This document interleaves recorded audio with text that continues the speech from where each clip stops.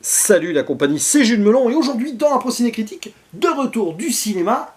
Non, je ne vais pas vous parler d'un film que j'ai vu en salle et pour cause, ce métrage que je viens de voir là, j'en ai parlé déjà dans la vidéo du 14 juillet qui n'est pas encore tournée. Ah, c'est très étrange, mais bon, au lieu de jouer avec le temps comme ça, je vais plutôt ici rendre hommage à un grand metteur en scène qui nous a quittés il y a quelques jours, Richard Donner, ou Richard Donner si vous préférez, à la française, en vous causant d'un de ces films que je n'avais pas encore vu, voilà, découverte tardive, sorti en 1994, Maverick. Alors attention, hein, pas Top Gun Maverick, la suite de Top Gun qui va sortir quelque part en fin d'année, on ne sait plus trop quand, avec cette histoire de report et tout, mais bon bref, peu importe.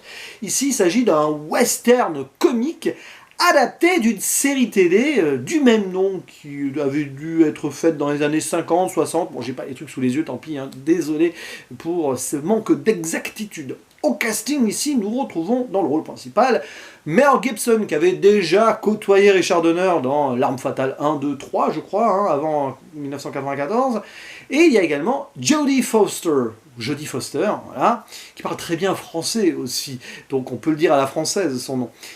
Et alors d'autres acteurs, actrices secondaires, alors surtout acteurs, après je crois qu'il n'y a pas d'autres actrices principales hein, dans le film.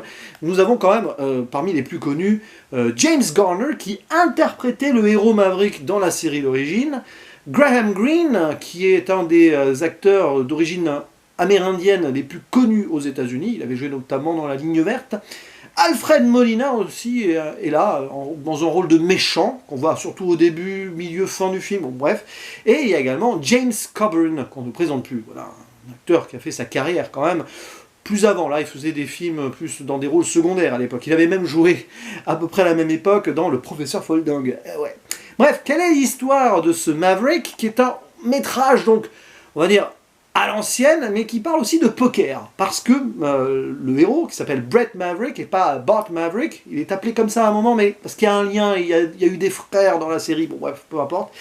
Il a une obsession, il veut participer à un très grand tournoi, pour lui, l'événement du siècle, et donc, pour ce faire, il doit parcourir l'Amérique, et surtout récupérer de l'argent pour payer son entrée, tout simplement, et il va en profiter pour aller demander donc tout ce pécule à des gens qui lui doivent donc du pognon. Donc il va un petit peu passer à droite à gauche, tout ça, machin, et forcément parfois récupérer l'argent, parfois non, plus ou moins facilement, et cette aventure, en sorte de road trip, dans le Far West, va lui faire rencontrer une femme qui s'appelle Annabelle Bransford, qui est jouée par Jodie Foster, qui est aussi une joueuse et qui a plus d'un tour dans son sac, et il va également devoir faire la route avec un Marshall qui visiblement ne l'apprécie pas trop, qui n'aime pas le jeu, donc joué par James Garner. Et donc ce trio va apprendre à se connaître ou pas, jouer un petit peu le fameux jeu du chat et de la souris, je t'aime moi non plus, enfin un peu plus comme ça, voilà, respect ou non. Et il va leur arriver des aventures avec des bandits, avec des indiens, etc., jusqu'à un moment arriver quand même à ce tournoi de poker, on l'espère, pour notre héros. Et voilà. Bon, et ben c'est très bien, c'est vraiment un film des années 90 et j'ai pris plaisir à le regarder, même si quelque part on pourrait se dire, voilà, quand on a 40 ans, je suis trop vieux pour ces conneries. Tiens, ça rappelle une réplique de Danny Glover dans L'Arme Fatale. Ben, figurez-vous que Danny Glover, il apparaît dans le film, un moment, voilà, en caméo, et il dit cette réplique. Richard Donner, voyons. Non mais ça j'aime bien, ce petit clin d'œil comme ça, qui n'emprunte rien sur l'intrigue, qui est là juste pour le fun, et c'est cool. Bon bref, ouais, donc que disais-je, oui, années 90, feel good et tout, bah même si je les découvre comme ça en 2021, alors que je vais fêter mes 40 ans à la fin de l'année, je suis en train de révéler des choses ici, ou pas, parce que voilà, ceux qui me suivent savent déjà la vérité, je suis beaucoup plus vieux que j'en ai l'air. Bon, allez, voilà. Non, sérieusement, bah, finalement, c'est bien passé, là. J'ai réussi à me mettre dans l'ambiance. Alors, oui, il y a des défauts quand même. C'est un peu redondant, un peu forcé par moments. L'humour n'est pas mal géré, par contre. J'aime bien le côté charismatique, cabotineur, mais dans le bon sens du terme, attention, de Mel Gibson dans le rôle du héros, et sa relation très intense, d'une certaine manière, avec une bonne alchimie, avec Jodie Foster, et aussi un petit peu avec James Garner. Donc ouais, très bon duo d'ailleurs, hein, je reviens sur Jodie Foster, Mel Gibson, ça passe très très bien, je sais pas s'ils ont joué dans un autre film ensemble, là ça ne me revient pas, voilà, mais bon bref, peut-être pas. Mais en tout cas, ouais, j'aime beaucoup Jodie Foster, c'est une de mes actrices préférées quand même, hein, Silence des agneaux, Taxi Driver, et j'en passe, Panic Room. Et là, franchement, très bien, quoi. Puis j'aime bien ce jeu, voilà, les faux semblants comme ça, mais elle en a là-dedans. Bon, c'est un film typé années 90 qui se passe dans le Far West du 19e siècle, donc oui, des hommes un peu machos, bah, notre héros à un moment il lui dit tiens, tu peux me repasser la chemise, enfin... Oui, il y a ça, mais bon, c'est très décalé et ça passe parce que justement ça permet de déjouer un peu ce potentiel sexisme par justement une relation qui va mettre le personnage de Jodie Foster en avant plus d'une fois. Et donc ouais, on traverse cette Amérique de l'Ouest pour arriver à ce poker.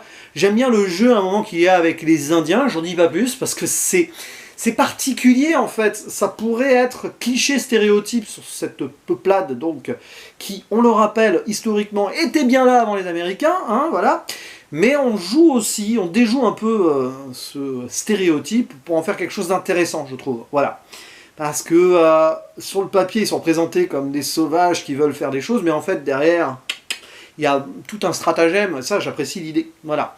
Et le lien aussi déjà entre les Indiens d'Amérique et le jeu, parce qu'il faut savoir qu'aux États-Unis, il y a beaucoup d'Indiens d'Amérique qui possèdent des casinos et tout. Donc il y a ça aussi qui, même si c'est pas développé, il y a une idée là-dessus aussi. Voilà. Donc ouais, c'est un bon road trip buddy movie western comique. Ça prend un peu des codes de tout ça, voilà.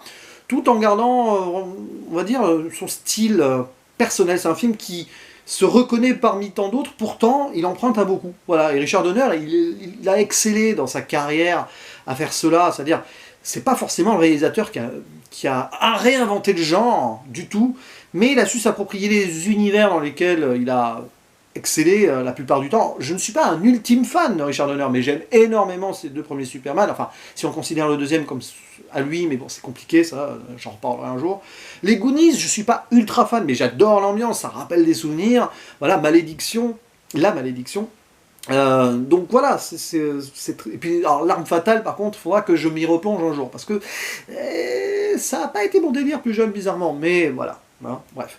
Donc ouais, je vous conseille ce Maverick, et du coup, ça permet d'avoir une petite pensée pour ce réalisateur qui a quand même beaucoup apporté au cinéma, avec des films assez cultes. N'hésitez pas à dire en commentaire ce que vous pensez de ce Maverick, de ces autres films. Conseillez-moi d'autres métrages, hein, que je n'ai peut-être pas vus d'ailleurs, du réalisateur, hors ceux que j'ai cités préalablement. Et il ne me reste plus qu'à vous dire à la prochaine. Ciao!